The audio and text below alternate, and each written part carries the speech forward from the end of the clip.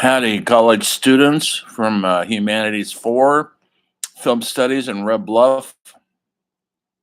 Here we are again. And uh, lecturing with a blurry camera. I've cleaned my lens. I don't know why. I don't have a filter on there, even though it looks like it. So, anyway, I want to talk briefly about British cinema in the 1960s, which follows suit what I was talking about on Tuesday about French New Wave in the 1960s. And Sweden filmmaking, the late 50s and early 60s, Bergman and Fellini. Things are really popping in Europe. They're a little bit dead in America because TV has essentially killed uh, so much of the cinema going pleasure.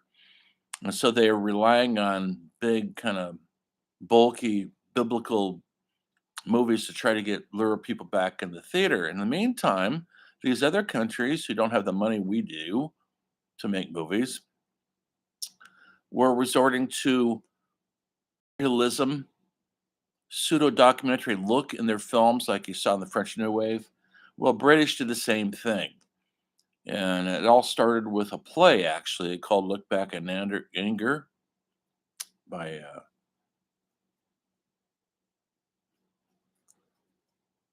uh, anyway,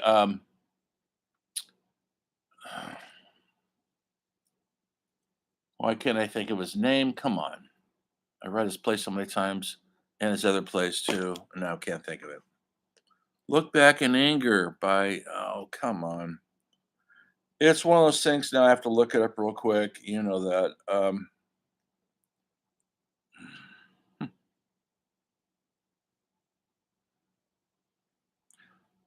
It started a movement.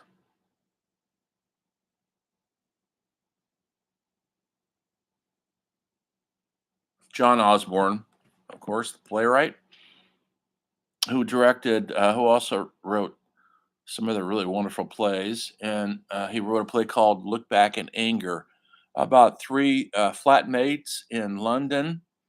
And they're all a younger generation. They don't want to live like their parents did. They lived through World War II, but they're young.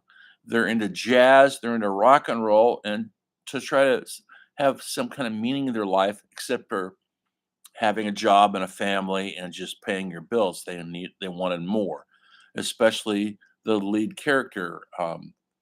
And he was an angry man. He was working at a farmer's market, fish market, wasn't happy camper. He's falling in love with the woman in the flat, and their flatmate is more of a passive witness to all this. And he's giving everybody his true feelings. And this started. Then they made it into a film. Tony Richardson directed it, um, starring Richard Burton, and it started a series of films from about 59 to about 63 or 4 with another film called Saturday Night, Sunday Morning, which was Carl. Uh, why am I forgetting their names now? Carl Riz, and if I'm pronouncing his name right, and that's about a blue collar worker living a dead end job in north of northern England. Um, and he wants something more. He doesn't want to live the ordinary life. He's angry, of course, and so he can't wait for Saturday night. That's the night he goes out, and that's the night he gets to be free and drink a lot. Of course, it's all based on booze, and he ends up getting his girlfriend pregnant, which is really often the case in a lot of these movies. And this is before abortions were legal or even easy to get, and usually it meant their life was over. They're going to raise bunch of kids, and the kids are going to keep them from having a fulfilled life. Filmed in glorious black and white with this new style of based on the French New Wave and Italian Neorealism. They were breaking new grounds with these working class movies set outside of London. That's an important thing with these movies. Most of them aren't set in London, which was the hub of everything, of course. And so in these other towns, Liverpool and Manchester and other places where a lot of hopes and dreams were dashed because of the economy and what was offered in the culture. And so that's where a lot of these films are set. And so they're not beautiful London. That happens later when swinging London with the Beatles and everything starts shaping London in a way into an international happening center. Um, Another film called Loneliness of a Long Distance Runner, directed by Tony Richardson again. Um, Facing the same problems and same issues, dead end jobs, dead end lives. They wanted something more. How do you get it when the culture doesn't really isn't set up for it? It's set up to defeat you. It's set up to put you in your place, make you behave, pay your bills, pay your taxes, and have an unextraordinary life. And these characters wanted something more. And so it made them literally rage against the culture. And it was a youth rebellion, a youth quake, um, for real. It was starting to happen in the United States also, but not quite yet. I'll get to that next week. But these films were coming out of Britain at a time when the US films were kind of lost their track through television. Another film that came out at this time, there's so many. I love this genre. These sets of films, I think, are some of the most brilliant in cinema history. They were also called kitchen sink dramas because they didn't have any money to have special effects or fancy camera work, and a lot of it was discussions in kitchens. And so it was kind of branded this thing called kitchen sink drama because it usually had to do with young people not knowing what to do with their lives and someone becoming pregnant, and now all of a sudden they are victim of their culture and their fate is sealed through this act of sexual intercourse.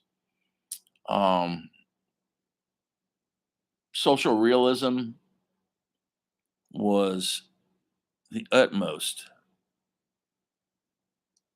purpose and depiction of the British life at this time. Another great director, one of my favorites of all time, Lindsay Anderson, directed his first feature length film. He was a documentary director. His name was Lindsay Anderson. He directed a movie about a rugby player played by Richard Harris, and it's called The Sporting Life. He made a series of films that I think are some of the most brilliant in the world. If an old lucky man, um, a closeted homosexual who was angry all his life because he couldn't be free. At one time, up until the 1970s, you could be jailed for homosexuality in Britain. It was against the law, folks. So they had to keep it in the way back burner.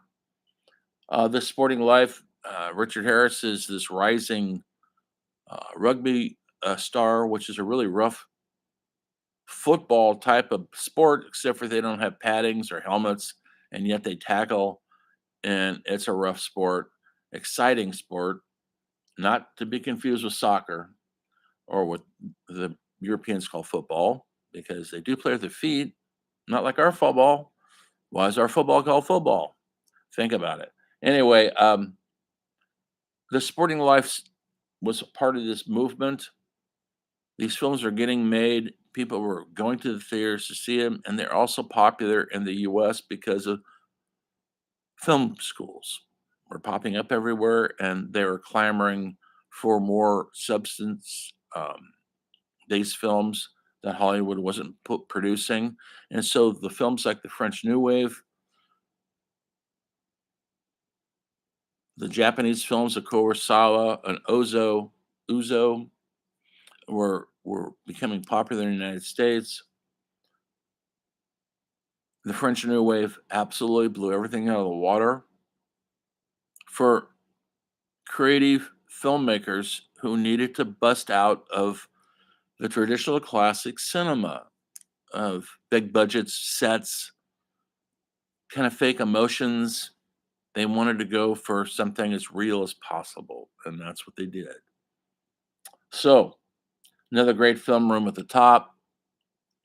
It's in the film that kind of helped start it off, 1959, and the character is really based on a social climber who's climbing to the top of the corporate ladder, and what it costs him to do that. And there was a movement of British directors.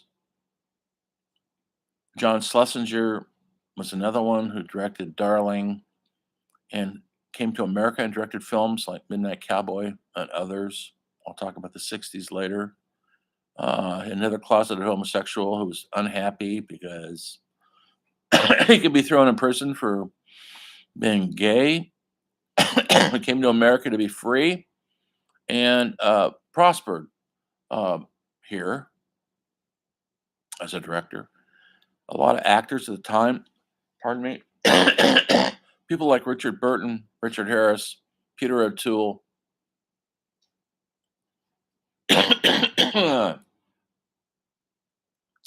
were coming out in these films and becoming international stars um, through their portrayals of these working class angry people. Pardon me.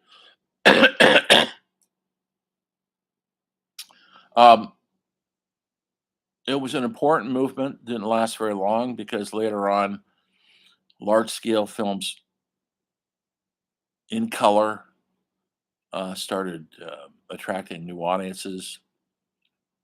About changed all of that. This movement was the Beatles coming out and movies, the James Bond series.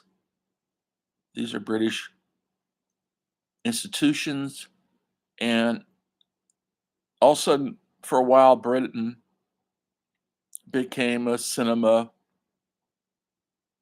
powerhouse. Really helped along by the British invasion of rock and roll through Beatles and Rolling Stones. All of a sudden, Britain went from black and white to color. And literally, that's how they describe it. Even the people who live through it describe it like that. Listen to any interview with John Lennon or Paul McCartney, and they said before that these films and before them, the Beatles, they felt like they were living in a black and white world. Post-war World War II, London was not the most pleasant place. The kids of that generation, which would be a generation ahead of me, played in the rubble of the bombings. Um, that was their playground. It took over a decade for London to build itself back up, to get rid of the rubble.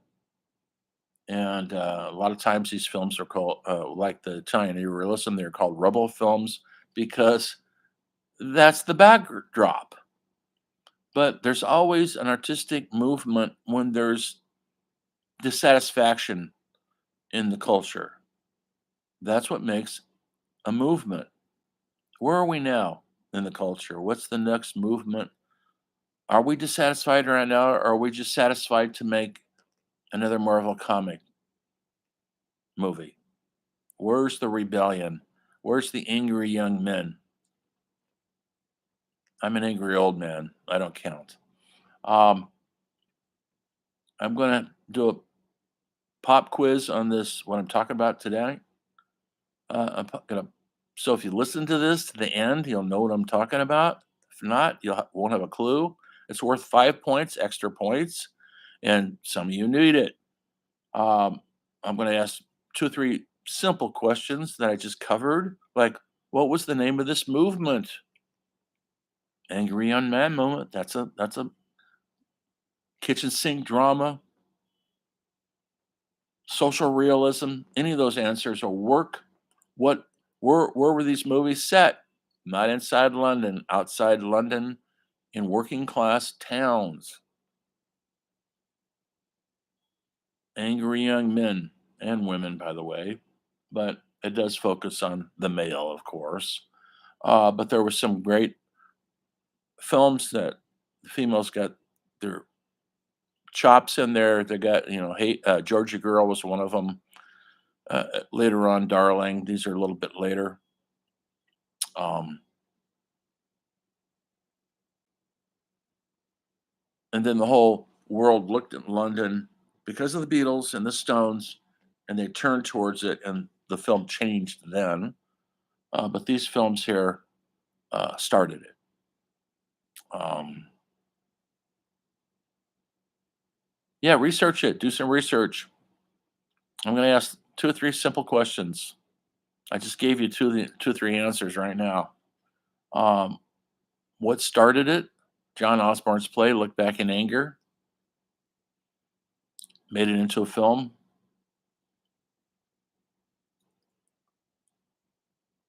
And what essentially capped it off and started another trend towards successful British films set in London, swinging London, like Alfie and Darling, and that would be the Beatles.